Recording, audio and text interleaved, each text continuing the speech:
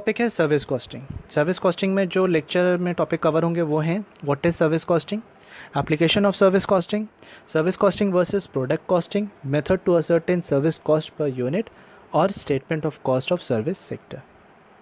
पहला टॉपिक लेते हुए मैं आपको समझाना चाहता हूँ what is service costing. The term service costing refers to all those costs which is being incurred in rendering a service. कहने का मतलब है जो भी कॉस्ट इंकर होती है कोई भी सर्विस रेंडर करने के लिए, वो सारी कॉस्ट को जब हम एक्यूमुलेट करते हैं, ऐड करते हैं, सम अप करते हैं, तो वो हमें total cost of service provide करता है। इसको एक एग्जांपल से फ्रेम करना चाहेंगे। जैसे कि आप सब लोग अवेयर होंगे ओला और ऊबर से, तो ओला और ऊबर आपको सर्विस प्रोवाइड करते थे, या सर्विस प्रोवाइडर, वो आपको सर्विस प्रोवाइड करते हैं। जो कॉस्ट उनको इंकर होती होगी, अगर हम लोग ध्यान से देखें तो ऊबर और ओला वालों को जो कॉस्ट इंकर होती होगी वो होती होगी एप्लीकेशन की कॉस्टिंग होती होगी। जो एप्लीकेशन डेवलपमेंट का जो कॉस्ट होता होगा वो उनको देना पड़ता होगा, प्लस डेटा मेंटेनेंस का देना होता होगा। कस्टमर केयर सर्विस होती है ऊबर और ओला में, तो वो आपको सर्विस आप अवेल करते हैं तो उसका उनको पूरा डिपार्टमेंट मेंटेन करना पड़ता है। उसके साथ ही साथ आप अपने जो प्रॉब्लम्स होता है उसको डिस्कस करते हैं, तो ऊबर ओला के पास अपनी टेक्निकल टीम या लीगल एडवाइज़र्स भी होते हैं जो आपके उन प्रॉब्लम्स को रेक्टिफाई करने में हेल्प करते हैं। टॉप मैनेजमेंट होगा, मिडिल मैनेजमेंट होगा, लोअर मैनेजमेंट होगा, और as well as employees, executive, सारे लोग होंगे। इन सबकी सैलरी जो होगी वो बेसिकली जब एडअप करते हैं तो हमारी टोटल सर्विस कॉस्ट प्रोवाइड होती है, वो सर्विस कॉस्ट जो आप अवेल करते हैं और जो सर्विस प्रोवाइडर रेंडर करते हैं। तो basically what is service costing का यही मतलब है।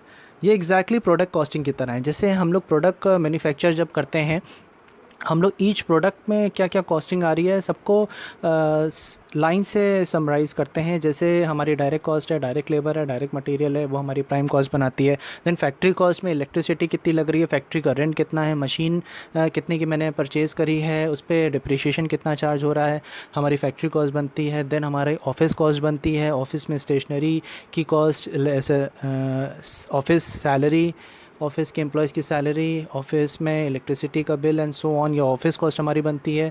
ये कॉस्ट ऑफ प्रोडक्शन हो जाता है। फिर हमारा सेलिंग एंड एडमिनिस्ट्रेटिव कॉस्ट होता है, जिसमें हमारे सेलिंग पार्टनर्स और डिस्ट्रीब्यूशन टीम की सैलरी हो गई या पब्लिशिंग हो गया। इन सब के कॉस्ट जब हम ऐड करते हैं तब हमारा पर यूनिट कॉस्ट तैयार होता है, और उसी के बेसिस पे हम लोग अपना प्रॉफिट एंड लॉस एस्टिमेट कर सकते हैं और अपना कॉस्ट कंट्रोल कर सकते हैं। सिमिलरली जैसे प्रोडक्ट कॉस्टिंग है वैसे ही सर्विस कॉस्टिंग है, बट कुछ चीज़ों का इसमें डिफरेंस होता है, वो हम आगे बात करेंगे। दूसरा टॉपिक है हमारा application of service costing. Application of service costing कहाँ कहाँ पे सर्विस कॉस्टिंग इसका यूटिलिटी है, कहाँ पे इसका यूज़ है। जैसे कि हम लोग एग्जांपल ले सकते हैं internal application of service costing का। ओला और ऊबर का ही एग्जांपल हम लोग लेंगे।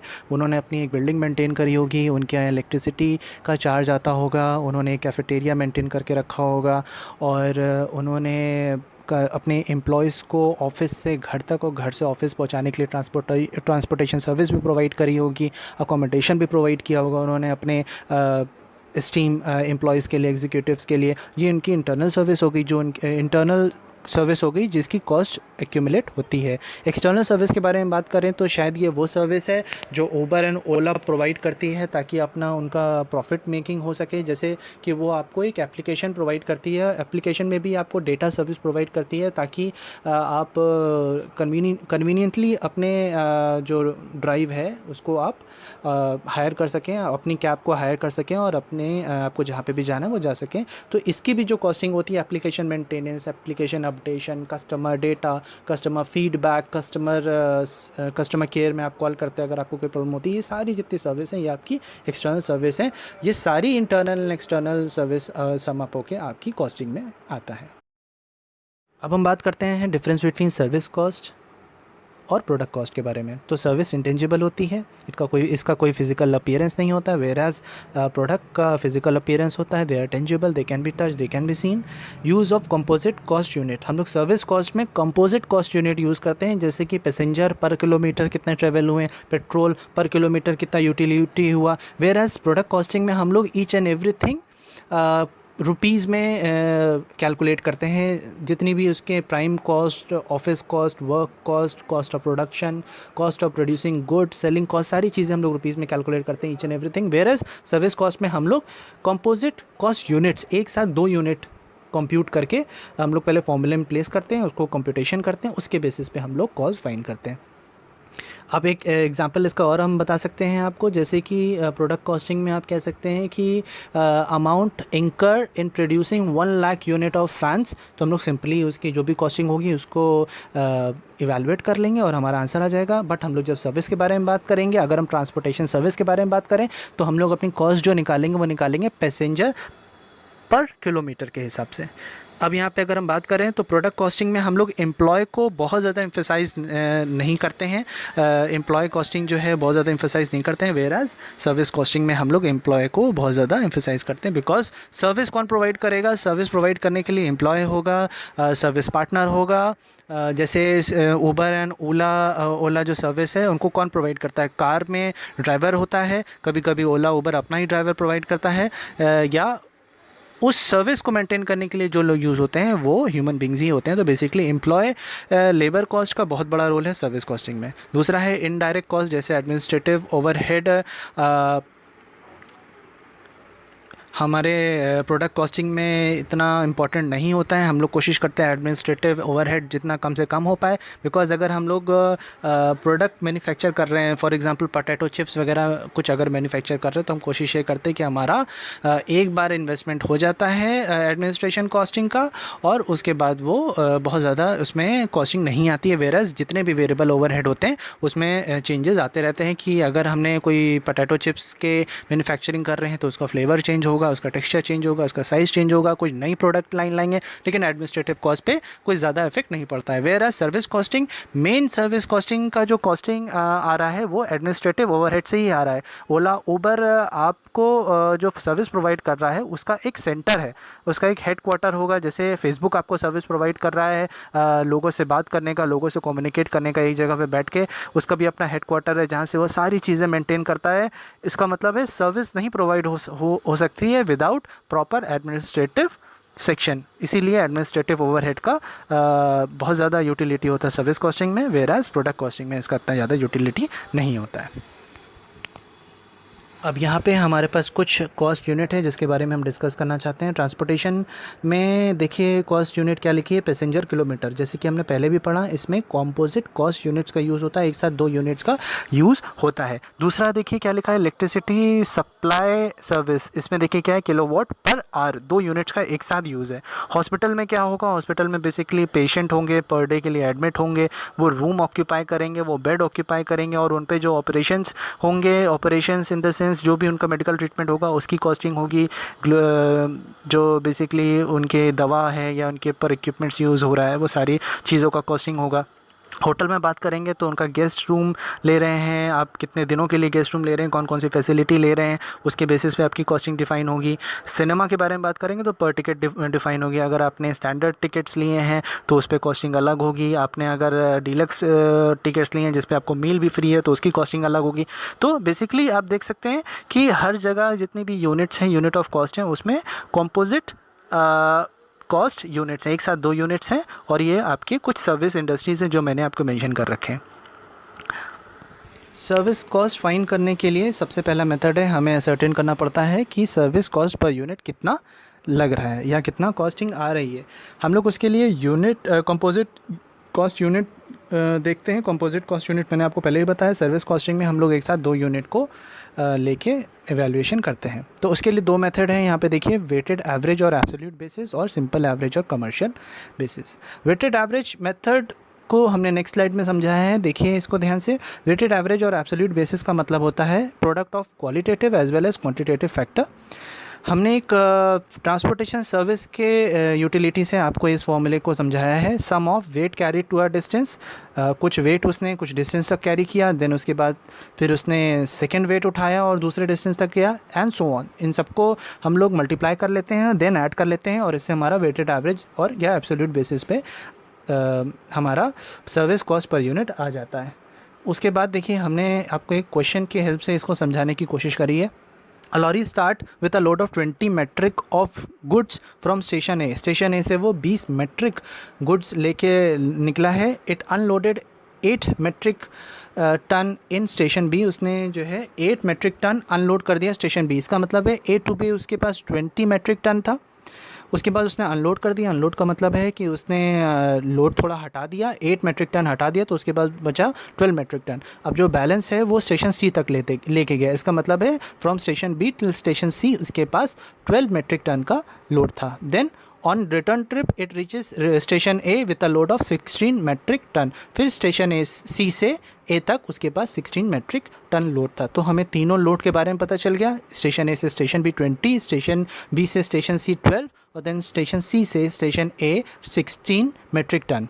देन अब देखिए हम लोग इसमें डिस्टेंस फाइंड करते हैं. डिस्टेंस देखिए इसमें लिखा है A to B 80 kilometre, B to C 120 kilometre and C to A 160 kilometre. Using average weighted average और एब्सोल्यूट बेसिस हम लोग ने फॉर्मूला यहाँ पे अप्लाई किया है, सम ऑफ. अब इसको आप देखिए, मैंने इसको हाईलाइट करके आपको नेक्स्ट स्लाइड में दिखाया है.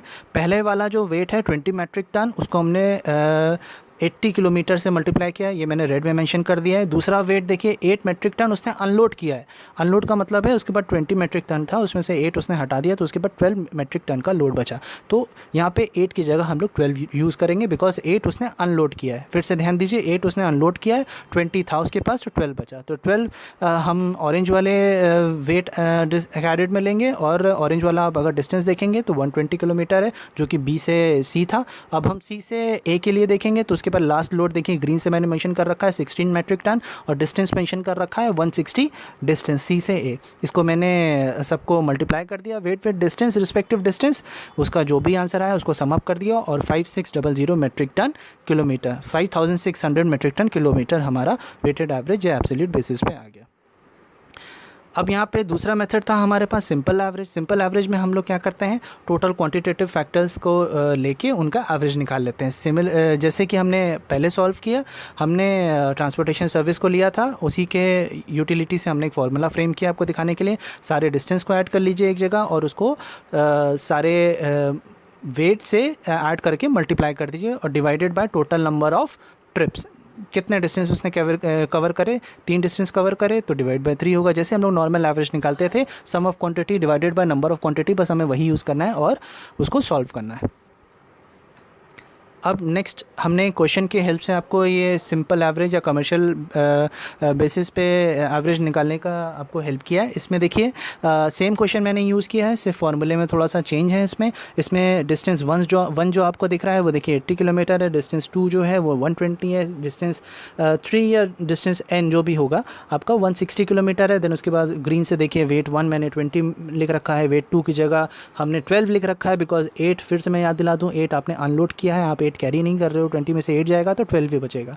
देन उसके बाद आपका थर्ड लोड ग्रीन से देखिए 16 डिवाइडेड बाय 3 आपका 5760 मेट्रिक टन पर किलोमीटर आपका आंसर आ जाता है. इसके बाद आप देखिए statement of cost for service cost. अगर हम देखें तो इसको कैसे प्रिपेयर करते हैं, पहले हमें इसकी सारी फिक्स्ड कॉस्ट को ध्यान देना होता है, जो कि हम लोग अगर ट्रांसपोर्टेशन के बारे में बात करें तो स्टैंडिंग कॉस्ट के बारे में, स्टैंडिंग कॉस्ट की तरह भी होता है, फिर वेरिएबल कॉस्ट भी होता है, फिर ऑपरेटिंग कॉस्ट भी होता है. देन उसके बाद लास्ट होता है सेमी वेरिएबल या मेंटेनेंस एक्सपेंसेस. इन तीनों कॉस्ट को हम लोग ध्यान से एनालाइज करते हैं, उसके बाद हम लोग अपनी कॉस्ट शीट प्रिपेयर करते हैं. अच्छा, एक चीज़ यहाँ पे मैंने नोट में मेंशन कर रखा है, in the absence of information about semi variable cost the cost would be shown in the fixed and variable head only. अगर हमें कोई भी हेड अगर सेमी वेरिएबल कॉस्ट लिख रखा है तभी हम लोग सेमी वेरिएबल कॉस्ट का हेड बनाते हैं, जो कि आपका ये मेंटेनेंस एक्सपेंसेस लिखा है, नहीं तो हम लोग उसको वेरिएबल और फिक्स कॉस्ट में ही इवैल्यूएट करते हैं. उसके बाद हमने यहाँ पे देखिए मेंशन कर रखा है स्टेटमेंट ऑफ कॉस्ट सर्विस. हमने 2 पॉइंट और मेंशन आपके लिए कर रखे हैं, डेप्रिसिएशन और इंटरेस्ट. जाहिर सी बात है, अगर आप कोई भी ट्रांसपोर्टेशन सर्विस अवेल कर रहे हैं तो उसमें आपके पास मशीन होगी, या अगर आप ओला और ऊबर के बारे में बात करें तो उसमें बिल्डिंग होगी जिसकी वैल्यू डिप्रिशिएट होती जा रही है, इसकी वैल्यू डिप्लीट होती जा रही है, वो भी हमें कॉस्टिंग में इंक्लूड करना पड़ेगा. जैसे कि हम लोग नॉर्मल फाइनेंशियल अकाउंटिंग में भी डेप्रिसिएशन यूज़ करते हैं in order to absorb the fixed और सिंकिंग कॉस्ट, और रिप्लेसिंग कॉस्ट को अवेल करने के लिए हम लोग डेप्रिसिएशन यूज़ करते हैं। सिमिलरली सर्विस सेक्टर में भी डेप्रिसिएशन को हम लोग यूज़ करते हैं। अगर इसमें हमें टाइम बेसिस पे दिया होगा तो हम लोग उसको फिक्स्ड कॉस्ट में लेंगे, अगर एक्टिविटी बेस पे होगा तो हम लोग उसको वेरिएबल कॉस्ट लेंगे। Similarly in treatment of interest के लिए देखिए, अगर वो ट्रीटमेंट ऑफ इंटरेस्ट जो है वो बेसिकली हम लोग separate item of cost of sales की तरह ट्रीट करते हैं, लेकिन जनरली हम लोग इंटरेस्ट को फिक्स्ड कॉस्ट में इवैल्यूएट कर लेते हैं अगर कोई इन्फॉर्मेशन ना दी हो। अब देखिए यहाँ पे हमने कॉस्टिंग ऑफ ट्रांसपोर्टेशन सर्विस के लिए यहाँ पे मेंशन कर रखा है। दो कैटेगरी है। अब ट्रांसपोर्टेशन सर्विस में भी दो कैटेगरी होंगे ऑब्वियसली, एक गुड्स ट्रांसपोर्ट करेगा, एक पैसेंजर ट्रांसपोर्ट करेगा। जो गुड्स ट्रांसपोर्ट करेगा उसके लिए कॉम्पोजिट कॉस्ट यूनिट होगी टन पर किलोमीटर, क्योंकि वो गुड्स कर रहा है, कुछ एक वेट होगा उसका, और पैसेंजर करेगा तो पैसेंजर पर किलोमीटर होगा। अब मैंने देखिए यहाँ पे अगर हम लोग ट्रांसपोर्टेशन सर्विस को ही लेंगे तो यहाँ पे स्टैंडिंग चार्जेस आपके क्या क्या होंगे। स्टैंडिंग चार्जेस मतलब अगर आपकी सर्विस नहीं भी चल रही है, कोई उबर ओला नहीं भी यूज़ कर रहा, तो उसकी क्या क्या चार्जेस हैं जो स्टिल अवेल करता रहेगा, उसके चार्जेस कटते रहेंगे। जैसे इंश्योरेंस, आपने अगर अपने ट्रांसपोर्टेशन वाली बस या ओला उबर के बारे में बात करें तो कैब्स का आपने अगर इंश्योरेंस करा रखा है, ड्राइवर का इंश्योरेंस करा रखा है, तो वो आपका कटता रहेगा। लाइसेंस फ़ी, हर इस तरीके का कमर्शियल वर्क स्टार्ट करने के लिए आपने कुछ प्रिलिमिनरी एक्सपेंसेस कर रखे होंगे, उसमें कुछ लाइसेंस फ़ी इन्वॉल्व होगी, वो आपको रिन्यू कराना पड़ेगा एट अ सर्टेन टाइम। अगर आपकी उबर ओला यूज़ नहीं भी हो रही फिर भी वो आपको अवेल करना पड़ेगा। सैलरी टू द ड्राइवर देना पड़ेगा, कोई सर्विस अवेल करे ना करे। तो ये सारे आपके हो गए स्टैंडिंग चार्ज या फिक्स्ड कॉस्ट हो गए। अब हम लोग बात करते हैं वेरिएबल कॉस्ट। वेरिएबल कॉस्ट वो कॉस्ट है जो चेंज होता रहता है। जैसे एक सिंपल सा एग्जांपल है पेट्रोल या डीजल का। जैसे कि हमने यहाँ मेंशन कर रखा है, पेट्रोल और डीजल के दाम रोज़ घटते बढ़ते रहते हैं, कभी कम कभी ज़्यादा। कभी आपने ज़्यादा पेट्रोल यूज़ कर लिया अगर आप ज़्यादा दूर चले गए, या आपने डीजल व्हीकल है तो आपका डीजल का रेट कम हो गया तो आपकी कुछ कॉस्टिंग कम हो गई। लूब्रिकेंट ऑयल अगर आपके पास हर 6 मंथ में जैसे रिप्लेस करना पड़ता है, अगर आपके पास है तो 6 मंथ तक आपको रिप्लेस नहीं करना। या हो सकता है कि कभी आपका व्हीकल ख़राब हो जाए, आपको लुब्रिकेंट ऑयल 2 बार यूज़ करना पड़े। वेजेस टू द ड्राइवर, कभी कभी हमें कैजुअल ड्राइवर्स रखने पड़ते हैं जब हमारे पास अपने परमानेंट ड्राइवर्स नहीं होते हैं, अगर हमारे पास काम बढ़ जाता है, अगर उसमें कंडक्टर का यूज़ होता है या उसको क्लीन कराना होता है। तो ये सब वेरिएबल कॉस्ट हैं जो चेंज होते रहते हैं। लास्ट है सेमी वेरिएबल कॉस्ट, जो कि कभी फिक्स भी होता है कभी वेरिएबल भी होता है। सिंपल से एग्जांपल है टायर्स अगर चल गए तो फिक्स्ड कॉस्ट में आ जाएंगे, और अगर बीच में ख़राब हो गए तो सेमी वेरिएबल आपको चेंज करने पड़ जाएंगे। तो बेसिकली ये 3 तरीके की कॉस्टिंग होती है, स्टैंडिंग कॉस्ट, वेरिएबल कॉस्ट और सेमी वेरिएबल कॉस्ट, या fixed cost, running cost and maintenance cost, जो कि हम लोग कॉस्ट शीट में यूज़ करेंगे। अब देखिए एक हमने क्वेश्चन फ्रेम कर रखा है ट्रांसपोर्टेशन सर्विस को ही लेके। AXA passenger transportation service is running 5 buses between 2 towns which is 40 kilometer apart. Seating capacity of each bus is 40 passenger. Following details are available from the book for the month of April 2017। यहाँ पे मैंने लिख रखा है तो अप्रैल 2017 का मतलब है अप्रैल जनरली 30 डेज़ का होता है, तो हमें 30 डेज़ के हिसाब से इसका पहले कॉम्पोजिट कॉस्ट यूनिट निकालनी होगी, तब जाके हम ये क्वेश्चन सॉल्व कर पाएंगे। अब बाकी ये पर्टिकुलर्स में देख सकते हैं। सैलरी टू द ड्राइवर, अब सैलरी टू द ड्राइवर क्या होगा, फिक्स्ड कॉस्ट में आएगा। Salary to supervisor fixed cost में आएगा। डीजल एंड अदर ऑयल अभी हमने बात करा था वेरिएबल कॉस्ट में आएगा। रिपेयर एंड मेंटेनेंस आपका वेरिएबल कॉस्ट में आएगा, कभी ज़रूरत पड़ेगी कभी नहीं पड़ेगी। टैक्सेशन और इंश्योरेंस आपको कटना ही कटना है, फिक्स्ड कॉस्ट में आएगा।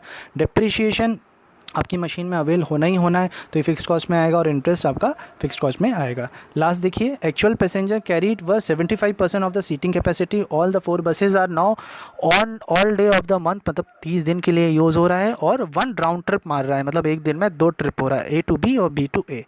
इसी क्वेश्चन को लेते हुए देखिए मैंने यहाँ पे एक सोल्यूशन कर रखा है। सोल्यूशन में सबसे पहले जैसे मैंने आपको बताया था कंप्यूटेशन ऑफ कॉस्ट यूनिट निकालना पड़ेगा, तो उसके लिए मैंने फॉर्मूला बनाया है। नंबर ऑफ बसेस 5 buses हैं, डिस्टेंस कितना कवर करना है 40, सीटिंग कैपेसिटी है 40 की, जिसमें 75% सिर्फ हमारे पैसेंजर आए हैं, तो हम लोग 40 का 75% कैलकुलेट कर लेंगे। देन यूज्ड कैपेसिटी हो गया। देन नंबर ऑफ डेज़ कितना है, मंथ अप्रैल है 30 डेज़ का है। देन ट्रिप कितनी है 2 राउंड ट्रिप है, इसको कैलकुलेट करेंगे तो आएगा 3,60,000 पैसेंजर पर किलोमीटर ये ट्रैवल हो रहा है।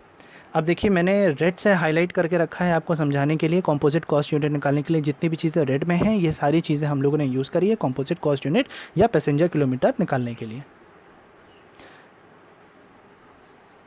मैंने देखिए रेड से हाईलाइट कर दी है सारी चीज़ें। अब यहाँ पे देखिए मैंने कॉस्ट शीट बनाई है, basically costing for transportation service.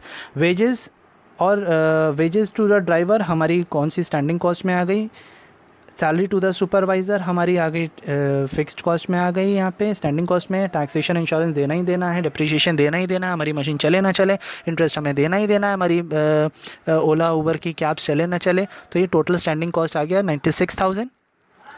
पर पैसेंजर कॉस्ट के लिए हमने देखिए क्या किया है, जो कि हमने ऊपर अभी कंपोजिट कॉस्ट यूनिट कैलकुलेट किया था उससे उसको डिवाइड कर दिया है, तो 0.267 हमारा टोटल स्टैंडिंग कॉस्ट आ गया है। रनिंग कॉस्ट जो वेरिएबल कॉस्ट है बेसिकली डीजल और अदर ऑयल, हमने उसको वेरिएबल कॉस्ट में ले रखा है क्योंकि वो चेंज होता रहता है। अभी मैंने इससे पहले वाली स्लाइड में आपको समझाया था 40,000 रुपीज़। और पर पैसेंजर कॉस्ट निकालने के लिए हम लोग उसी कॉस्ट को 3,60,000 से डिवाइड कर देंगे, जो कि कंपोजिट कॉस्ट यूनिट है। मेंटेनेंस कॉस्ट फिर हमने रिपेयर एंड मेंटेनेंस में निकाला है, जो कि सेमी वेरिएबल कॉस्ट है। कभी रिपेयर मेंटेनेंस की ज़रूरत पड़ सकती है और कभी नहीं पड़ सकती है। सेम पर कॉस्ट निकालने के लिए, पर पैसेंजर कॉस्ट निकालने के लिए हमने उसको 3,60,000 से डिवाइड कर लिया है और हमारा आंसर आ गया 0.400, जो कि हमारा आंसर है। नेक्स्ट स्लाइड देखेंगे तो मैंने आपके लिए एक असाइनमेंट दिया हुआ है। इस क्वेश्चन को आप बहुत अच्छे से रीड करिए, इसमें वही सारी चीज़ें फॉलो करिए जो मैंने आपको पूरी स्लाइड में पढ़ाया है। मैंने हिंट दे रखा है आपको, टोटल आपको पैसेंजर किलोमीटर आपको निकालना पड़ेगा जो कि कंपोजिट कॉस्ट यूनिट है। दूसरा आपको पेट्रोल कंजम्पशन निकालना पड़ेगा क्योंकि इसमें डायरेक्ट कॉस्ट नहीं मेंशन है। लोडिंग चार्जेस आपको निकालना पड़ेगा 100 रुपीज़ अज्यूम करके। इसमें जो आप लोडिंग चार्जेस निकालेंगे उसमें से 10% कमीशन और 15% प्रॉफिट को भी ध्यान में रखिएगा। बाकी ये क्वेश्चन आप सॉल्व करिए। नेक्स्ट स्लाइड में आपको मैं इस असाइनमेंट के सॉल्यूशन और आगे के टॉपिक के साथ मिलूँगा। थैंक